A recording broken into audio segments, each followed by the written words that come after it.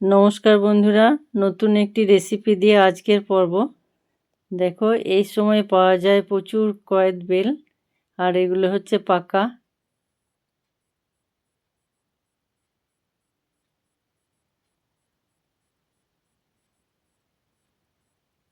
দেখো, এই দিয়ে বানাবো আজকে সুন্দর মজার এক আইটেম। আর এখানে নিয়েছি এই যে বোখাগুলো ছাড়া, এগুলো হচ্ছে একদম গাছে পাকা। অল্প ঠোকা দিলে ভেঙে যায়, আর এভাবে চামচ দিয়ে একদম খুব সহজেই বেরিয়ে আসে খোলা থেকে। তোমরা তো কয়েদ বেল মাখা অনেকেই খেয়ে থাকবে, অনেক বন্ধুর জানা। আজকে দেখো অনেকটা ছাড়িয়ে নেব, কিন্তু আজকে এই মাখার দিকে যাব না। তোমরা যদি কেউ মাখা দেখতে চাও তাহলে বলবে, অবশ্যই একদিন মাখা দেখাবো। আর আজকে আমি বেশ কয়েকটা পাকা নিয়েছি, সেগুলোই ছাড়িয়ে তোমাদেরকে দেখাবো। সুন্দর একটা চাটনি বা আচার যাই বলো।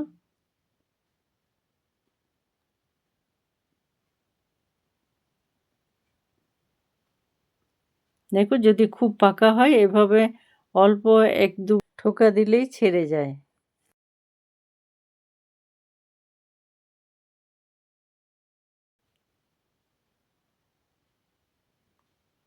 কত সহজেই খোলা থেকে বেরিয়ে আসছে দেখো।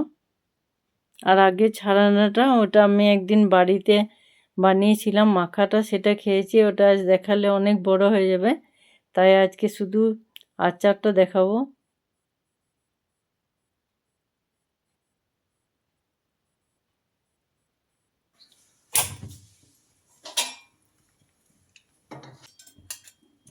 একদম শুকনো কড়াইতে এটা পুরো দিয়ে দেবো। এখানে তেল বা জল কিছু ব্যবহার হবে না বন্ধুরা। এরপর একদম মিঠা আছে আলতো হাতে বেশ কিছুক্ষণ নাড়াচাড়া করে এই যে শক্ত শক্ত চামচ দিয়ে বের করা হয়েছে, ওই জিনিসগুলো একদম একটু বেশ মোলায়েম হয়ে যাবে।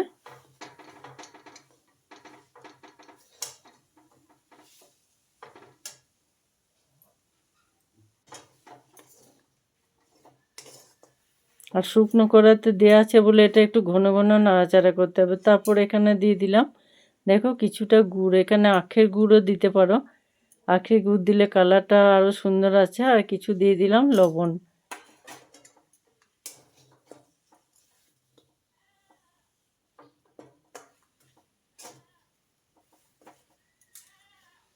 এভাবে কিছুক্ষণ নাড়াচাড়া করার পর দিয়ে দেবো একটু ঢাকা।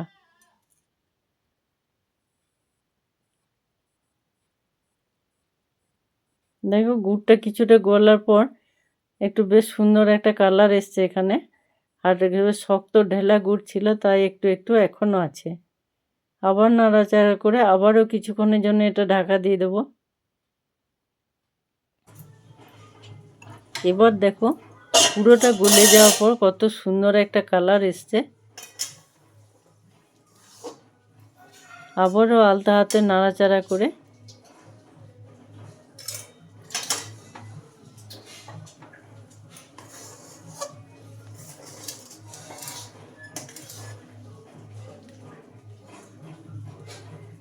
কতটা নরম হয়ে এসছে দেখো। এখানে দিয়ে দেবো কয়েকটা লঙ্কা, আর দিয়ে দেবো একটু লেবুর রস। লেবুর রসটা দিলে বেশ একটা খেতেও ভালো স্বাদ আসে, আর এটা বাইরে কদিন রাখা যাবে, ফ্রিজ ছাড়াই বেশ কয়েকটা দিন এটা বাইরে থাকবে। তোমরা এভাবে একবার বানিয়ে দেখবে, খুব সহজ আর এতটাই সুন্দর হয় খেতে। যারা নিরামিষ খাও বিশেষ করে, তাদের তো শেষ পাতে একটু বেশ টক ঝাল মিষ্টি চাটনি বা আচার খুবই ভালো লাগে। দেখো, এরপর দিয়ে দেবো 2 চামচ চিনি। চিনিটা দিলে বেশ একটু কড়া পাকের হয়, খেতেও ভালো লাগে, আর বাইরে রাখলে নষ্ট হওয়ার ভয় থাকে না।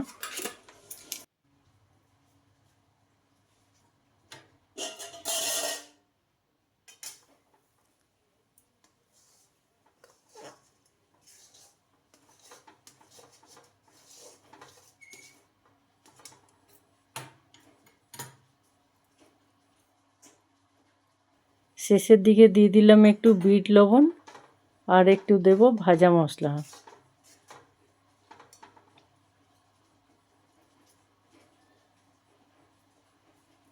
ভাজা মশলা দেওয়ার কারণে খুব সুন্দর একটা গন্ধ আসে।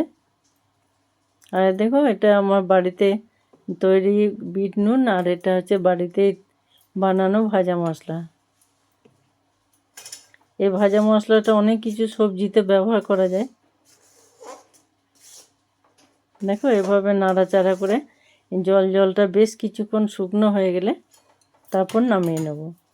আর নামানোর আগে এখানে দিয়ে দেব, এটা দিলেও হবে না দিলেও হবে, একটুখানি তেল। কিন্তু আমরা সাধারণ বাড়িতে তো তেল হলুদ ছাড়া কোনো রান্না খাই না।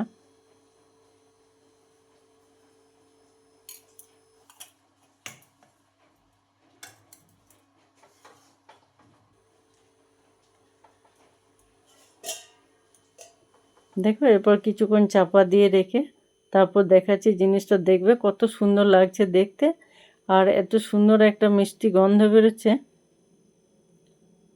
দেখো এভাবে ডিশে এরকম নিয়ে, আমি তো শুকনো লঙ্কা ব্যবহার করিনি, তাহলে তোমরা ঝাল চাইলে একটু কাঁচা লঙ্কা এভাবে দিয়ে দিতে পারো।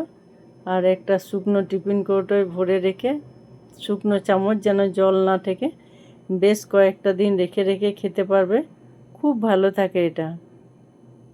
আর পুরোটা কেমন লাগলো অবশ্যই জানিও।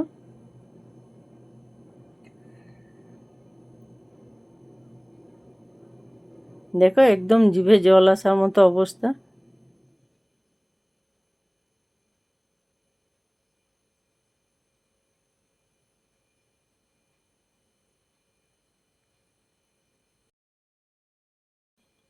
মিষ্টি মিষ্টি গন্ধতে একদম ঘর মও করছে। তোমরা একবার বানিয়ে দেখো।